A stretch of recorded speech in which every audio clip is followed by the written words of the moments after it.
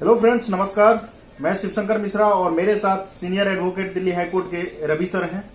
आज मैं रवि सर से बात करूंगा सिविल सूट के बारे में, क्योंकि सर के पास 40 साल का प्रैक्टिस का अनुभव है। सर 40 साल से प्रैक्टिसिंग एडवोकेट हैं दिल्ली हाईकोर्ट में। तो आज मैं सिविल सूट के बारे में आप लोगों से बात करूंगा और बताना चाहूंगा कि सिविल सूट डालने से पहले क्या क्या हमें सोचना पड़ता है, कैसे फाइल तैयार किया जाता है, और कोर्ट में केस डालने के बाद जो है क्या क्या प्रोसीजर से गुजरना पड़ता है, किस किस स्टेज को हमें फेस करना पड़ता है। तो सारे स्टेज एक एक करके सर बताएंगे।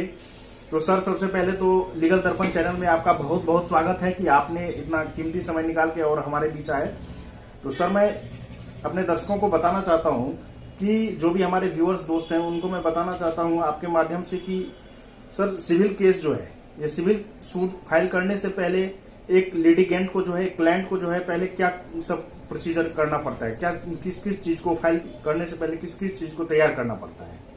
देखो, सबसे पहले हम तैयार करते हैं, जैसे हमारे पास कोई क्लाइंट आता है तो उसके लिए वो किस नेचर का सूट डलवाना चाहता है, किस प्रकार का दावा जो है करना चाहता है।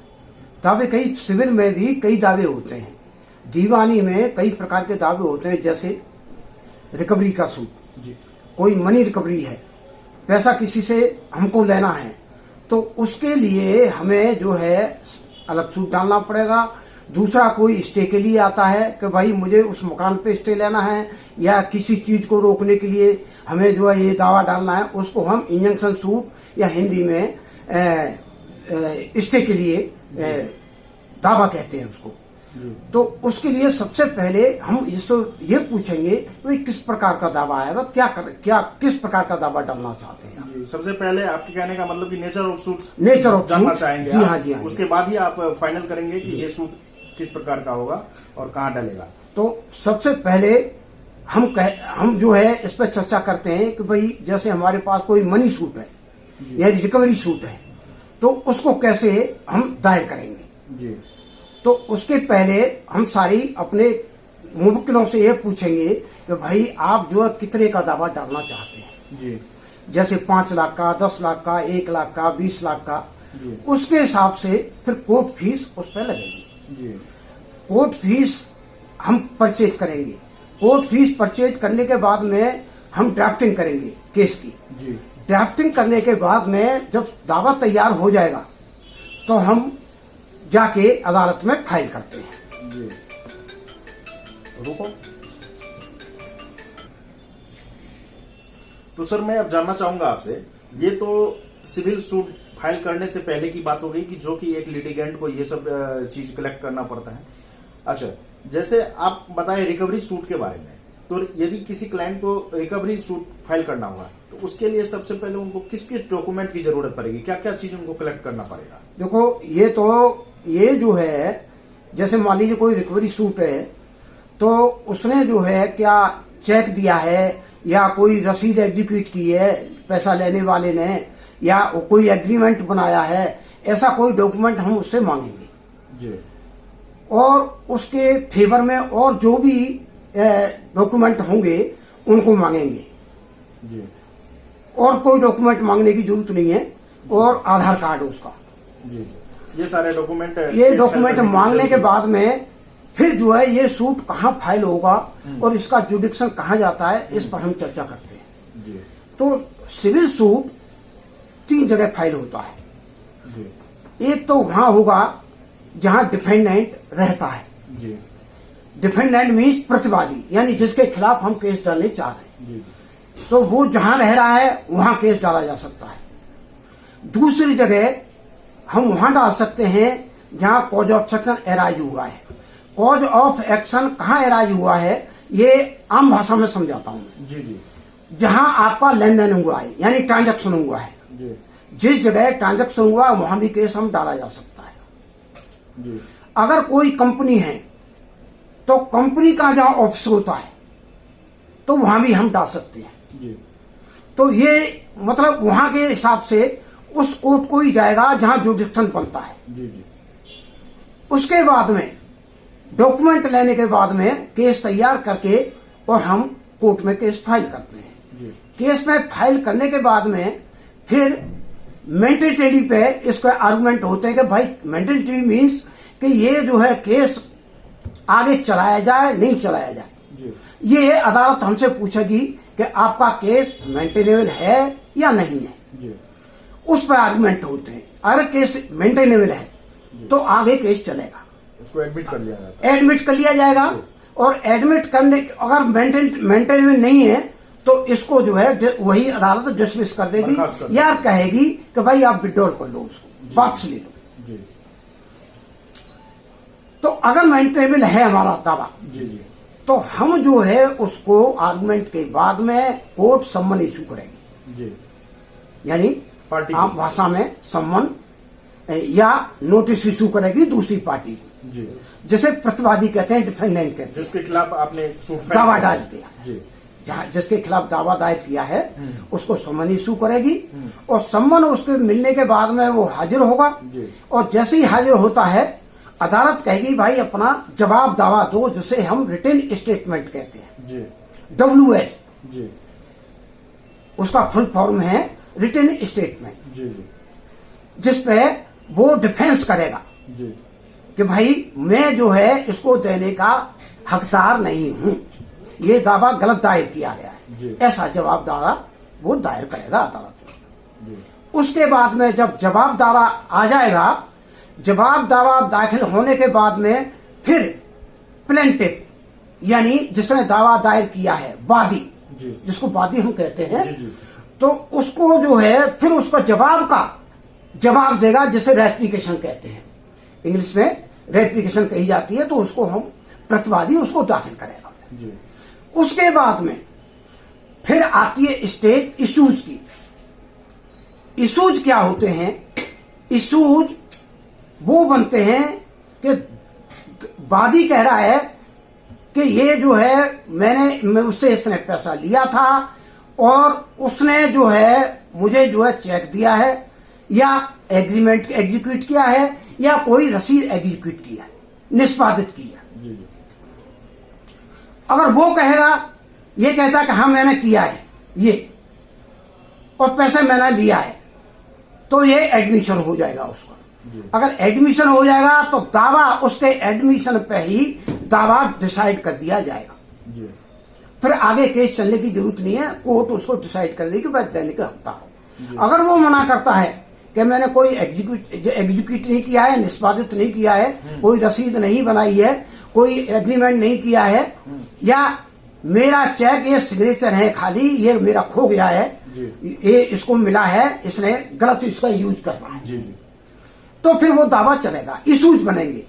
फिर इशूज बनेंगे कि भाई ये जो है क्या वादी इस पर हकदार है पैसा लेने का, जी, या उसने दोनों पक्षों के बीच कोई एग्रीमेंट ऐसा हुआ था। ये एक क्वेश्चन बनेगा जिसे हम इशूज कहते हैं। जी। बाद बिंदु हिंदी में कहते हैं बाद बिंदु। बाद बिंदु बनेगा। जितने भी बाद बिंदु बनते हैं, जैसे जुडिक्शन का बना कि इस अदालत को ये दावा सुनने का अधिकार नहीं है, तो उस पर बन जाएगा। उस पर आर्गुमेंट होंगे फिर कि भाई कैसे जो है अदालत को ये जुडिक्शन नहीं है, क्षेत्राधिकार नहीं है। जब इशूज बनने के बाद में इशूज पे ही सारा दावा ये डिसाइड होता है, उस पर ही अदालत निर्णय करती है। उसके बाद में अब आती है स्टेज एविडेंस गवाही की। तो सबसे पहले गवाही होगी वादी की, जिसने दावा दायर किया है। वो अपनी खुद की गवाही कराएगा। उसके बाद में जो गवाह देना चाहता है उसको अपॉर्चुनिटी दी जाएगी, उसको चांस दिया जाएगा कि भाई अपने जितने भी गवाह हैं आप जो है अदालत में दाखिल करो। अदालत में दाखिल वो जो है अपने गवाह पेश करेगा, लाएगा और उनकी गवाही कराएगा। जब वादी की गवाही खत्म हो जाएगी, उसके बाद में प्रतिवादी यानी डिफेंडेंट, जिसके खिलाफ दावा दायर किया गया, अपोजिट पार्टी, वो अपना खुद को खुद गवाही देगा और अपने गवाह भी ला सकता है अगर वो देना चाहे तो। अब ये स्टेज हो जाती है। उसके जब गवाही सारी कंप्लीट हो जाएगी, उसके बाद में फिर आर्गुमेंट होते हैं, फाइनल आर्गुमेंट यानी अंतिम बहस। जी। फिर बहस होती है उसी गवाही के ऊपर, डॉक्यूमेंट के ऊपर, क्या क्या साक्ष्य आई है उसके ऊपर।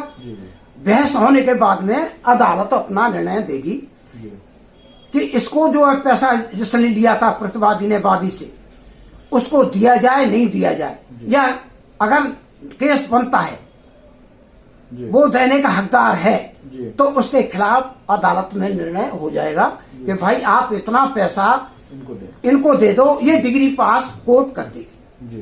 तो ये स्टेज होती है। अब क्वेश्चन ये होता है कि खाली डिग्री पास होने के बाद ही ये नहीं कि वो दे देगा पैसा, उसके बाद में भी आप एक दावा डाला जाता है जिसे कहते हैं एग्जीक्यूशन का, जिसका डिग्री का निष्पादन कराया जाता है। वो एग्जीक्यूशन फाइल किया जाता है कोर्ट में।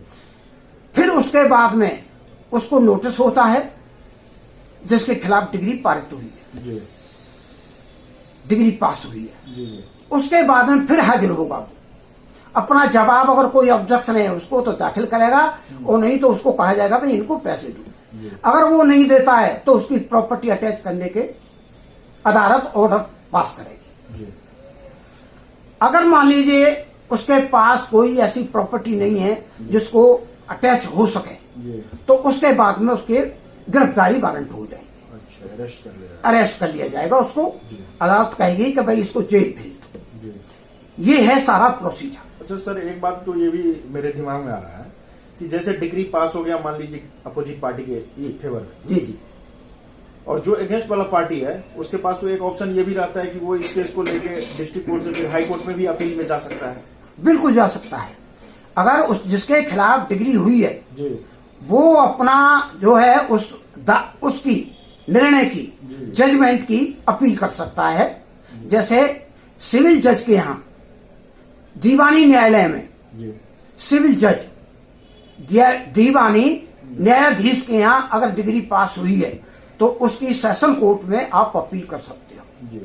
और सेशन कोर्ट में भी अगर वो ज्यों का तो निर्णय होता है, अपहेल्ड होता है, तो उसकी फिर हाई कोर्ट में अपील कर सकते हैं। कुछ ऐसे भी निर्णय हैं जो सिविल जज के यहाँ ही अपील हो सकती है, कुछ ऐसे हैं।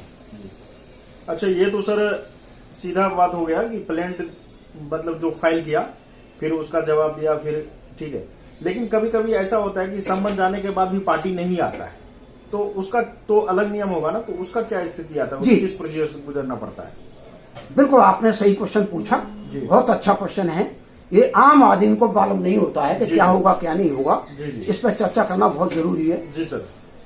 अगर मान लीजिए कोर्ट में सम्मन इशू हुए और सम्मन होने के बाद में और सम्मन सर्व हो गए, यानी सम्मन तामील हो जाता है, सम्मन तामील होने के बाद में प्रतिवादी नहीं आता है, तो कोर्ट जो है एक्स पार्टी कर सकती है। अच्छा, पहली बात। दूसरी बात, अगर सम्मन तामील हैं और कोर्ट सेटिस्फाई नहीं है कि नहीं ये हम नहीं मानते कि ये तामील है, आप इसका पब्लिकेशन कराओ। अच्छा, तो कोर्ट आदेश करेगी कि भाई इस पेपर में आप पब्लिकेशन करा दो। फिर उसका पब्लिकेशन कराते हैं। उसको आदेश होता है पब्लिकेशन के द्वारा कि इतने दिन के अंदर, उसमें टाइम फिक्स किया जाता है कि इतने के अंदर प्रतिवादी हाजिर हो। अगर नहीं होगा तो एक तरफा केस की सुनवाई होगी, एक तरफा केस कर दिया जाएगा, एक तरफा डिग्री पास कर दी जाएगी। अच्छा। फिर एक्स पार्टी ऑर्डर हो जाते हैं, एक्स पार्टी ऑर्डर पास कर देती है।